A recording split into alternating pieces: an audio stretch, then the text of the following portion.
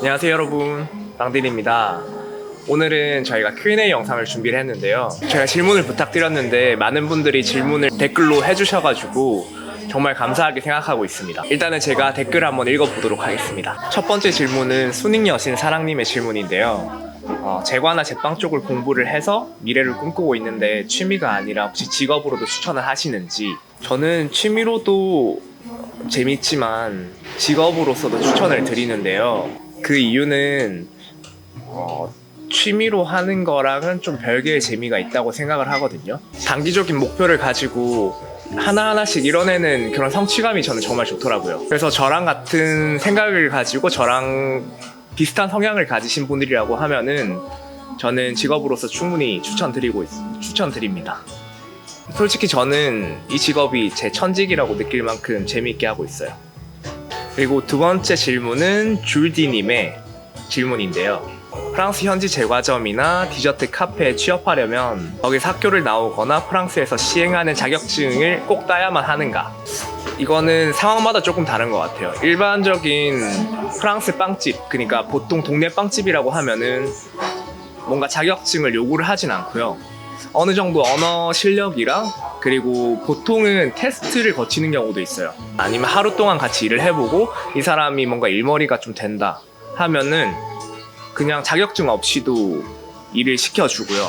근데 그게 아니라 조금 네임밸류가 있는 제과점이나 빵집이라고 하면 보통은 자격증이라던가 아니면 학교를 봐요.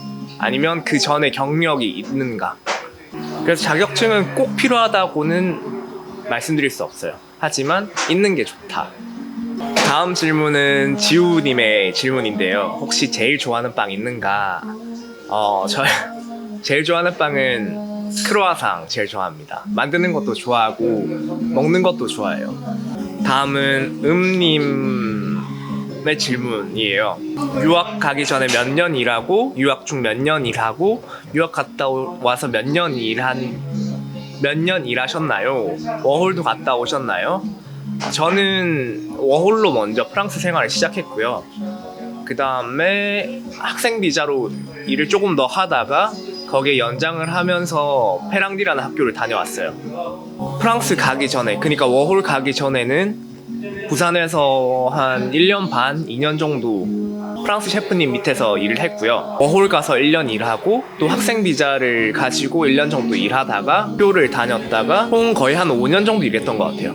지금 한국에서도 한 몇 개월 정도 일했는데 일을 하다가 지금 창업을 준비하느라 잠시 나온 상태고요. 여태까지 일하시면서 자금을 얼마나 모으셨어요? 요거는 사실 좀 말씀드리기가 어려운데, 한 가지 말씀드릴 수 있는 거는 파리 유학 가기 전에, 워홀 가기 전에 얼마를 모았는지는 말씀드릴 수 있을 것 같아요. 정확하게 저는 1,000만 원을 생각을 하고 갔고요. 그 안에는 비행기 경비랑 워킹홀리데이 서류 작업들에 필요한 그런 돈들까지 다 포함해서 1,000만 원을 모았습니다. 창업을 위한 지역이나 골목별 상권 분석이랑 대략적인 고객층이랑 마케팅 홍보 어떻게 잡으셨고 어떻게 공부하셨나요? 다른 곳에 비해 송파에 어떤 매력을 느끼셨나요? 저는 보통 이런 거 책이나 아니면 유튜브에서 찾아서 공부를 했고요. 그 다음에 송파 같은 경우에는 주거 단지도 많은데 그 자체에 네임밸류도 있어서 저는 송파를 선택을 했어요. 하지만 지금 보고 있는 곳은 송파가 아닙니다. 송파는 그 중에 하나여가지고 저번 영상에서 그렇게 말씀드렸고요. 지금은 다른 지역 보고 있습니다. 다음은 유빈파크 님의 질문인데요, 오픈할 카페의 주력 메뉴가 궁금해요.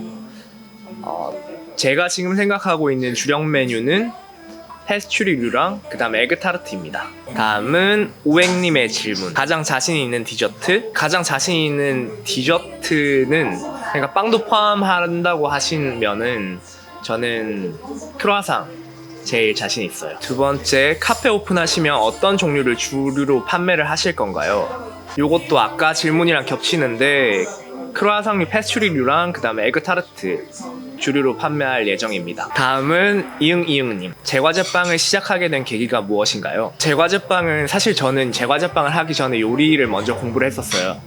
요리를 공부를 하다가 조금 적성에 좀 안 맞는데 비슷한 일을 하고 싶은 거예요. 그래서 혹시나 내가 요리 쪽에서 레스토랑을 오픈하더라도 빵 쪽은 필요하고 디저트 쪽은 필요하니까 제과제빵을 조금 배워보자 해서 학교에서 조금 배우고 그냥 프랑스 빵집에서 일을 시작하게 됐는데 너무 저랑 잘 맞는 직업이어가지고 그때부터 시작하게 됐습니다. 그 일을 지속하고 싶은 원천이 궁금해요. 지속하고 싶은 원천은 그냥 제가 그 일을 좋아한다는 거? 이 일을 해도 내가 뭔가 피곤함을 못 느끼고 시간이 가는 줄 몰라서 하고 있을 때 즐겁다는 느낌이어서 그게 제가 이 일을 지속할 수 있는 원천입니다. 다음은 Beer Study Vlog 님의 질문이에요. 유학가서 한국 음식 그리우실 때는 어떻게 하셨나요? 직접 해 드셨나요? 처음에 갔을 때는 샌드위치랑 샐러드 같은 걸 많이 먹었었는데 먹다 보니까 너무 질리더라고요. 저는 한식 없이는 못 사는 것 같아서. 그리고 재료 같은 거는 K마트라고 이제 파리에 한인마트가 있는데 거기서 가격은 조금 비싸도 그렇게 해먹는 게 더 싸가지고 하루에 한 끼는 무조건 집에서 해먹었습니다. 저녁마다 그냥 어디서 뭔가를 그냥 계란 간장밥을 먹더라도 항상 저녁에는 한식을 먹었어요. 혹시 시그니처 메뉴가 있을 예정인지 궁금해요. 이것도 아까 전에 질문이랑 겹쳐가지고 그냥 넘어가도록 하겠습니다. 그리고 의대 진학 진짜 축하드려요. 예전에도 준비한다는 댓글 봤었는데 그때도 정말 되기를 바랬거든요. 근데 됐다니 정말 멋있어요. 축하드립니다. 다음은 제우리님의 질문. 프랑스에서 공부를 하시고 일을 하시면서 가장 크게 얻게 된 것이 있는지 궁금합니다. 일단 일을 하면서 많이 얻게 됐다기보다는 외국 생활을 하면서 가장 크게 얻게 된 거는 편견을 많이 가지지 않는다는 거? 프랑스에 가기 전에 저는 그래도 인종에 대한 어느 정도의 선입견은 있었거든요. 근데 그런 거를 떠나가지고 같이 일을 하니까 정말 이 사람들이 원래부터 그런 것도 아니고 그냥 선입견일 뿐이구나. 정말 다들 착하고 사람마다 너무 달랐어가지고 저는 그런 선입견 그리고 편견에 대한 거를 쉽게 이제 가지진 않는 것 같아요. 새로 오픈하시는 매장에서 직원 채용도 하시나요? 직원은 아마 제빵사를 한 명 구할 것 같은데 아직은 미정입니다. 다음은 김지선님의 질문이고요. 궁금합니다. 베이커리 카페를 생각하신다고 하셨는데 커피도 배우신 건가요? 커피는 지금 조금씩 배우고 있는 중입니다. 아직은 많이 모자라지만 열심히 배워가지고 잘 해보도록 하겠습니다. 혹시 기억에 남는 베이커리 카페 3군데를 뽑자면 가장 기억에 남는 곳은 프리츠 도화점입니다. 제가 일했었던 메트르 아티정, 그 다음에는 프랑스에서 일했던 곳인데 파리의 18구 쪽에 위치한 라구더라는 곳입니다. 꼭 추천드리고 싶은 곳은 프리츠 도화점인데요. 진짜 딱 처음에 갔을 때 한 10분 동안 쇼크를 받을 만큼 정말 좋았던 곳이에요. 제가 원래 하고 싶었던 게 한옥 디자인의 인테리어에 프랑스 빵을 하고 싶었는데 약간 그런 느낌이기도 했고 들어가자마자 정원에 있는 그 빵 냄새가 확 풍겼다가 커피하우스의 문을 열었을 때 커피 냄새로 딱 박히는 그런 후각적인 경험도 정말 좋았고요.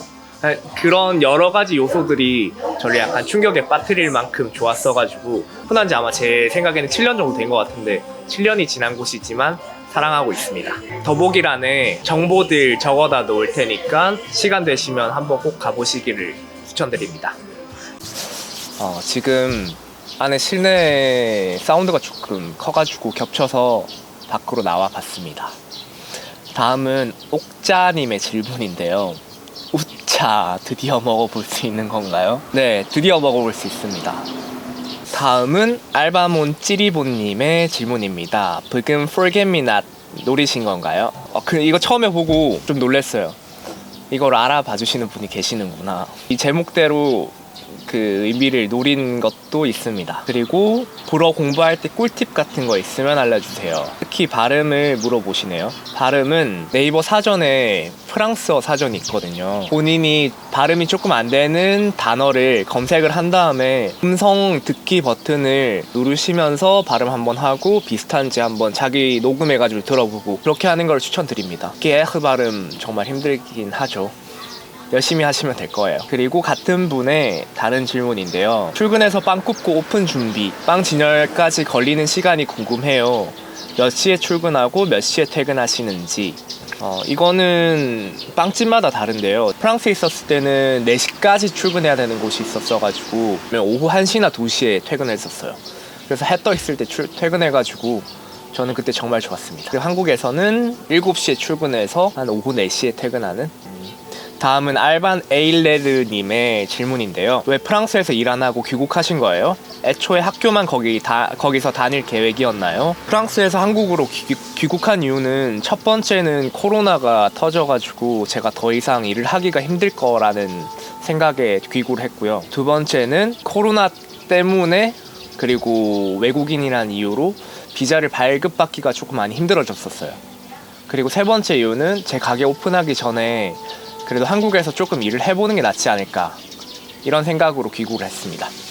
같은 분의 질문인데 전에 하시던 꿈빛 파티시엘처럼 애니에 나오는 디저트 따라 만드는 시리즈는 이제 안 할 것인지. 할 계획은 있는데 아직은 언제 할지는 미정입니다. 지금 카페 준비하기에 바빠가지고 죄송합니다.